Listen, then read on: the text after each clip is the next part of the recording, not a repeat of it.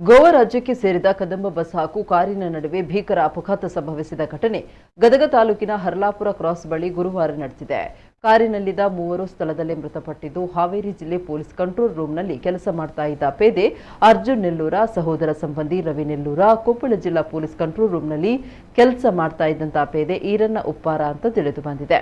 ಮೃತರು ಹಾವೇರಿ ಜಿಲ್ಲೆ ಬಂಕಾಪುರ ತಾಲೂಕಿನ ಹುನಗುಂದ ನಿವಾಸಿಗಳಾಗಿದ್ದು, ಅಪಘಾತ ಸಂದರ್ಭ ಬಸ್ ಚಾಲಕನಿಗೂ ಗಾಯಗಳಾಗಿವೆ. ಬಸ್ ಮುಂದಿನ ಭಾಗ ಹಾಗೂ ಕಾರು ಸಂಪೂರ್ಣ ನಜ್ಜುಗುಜ್ಜಾಗಿದ್ದು, ಕಾರು ಚಾಲಕರ ಅತಿಯಾದ ವೇಗ ಹಾಗೂ ಅಜಾಗರೂಕತೆ ಈ ದುರ್ಘಟನೆಗೆ ಕಾರಣ ಎನ್ನಲಾಗಿದೆ.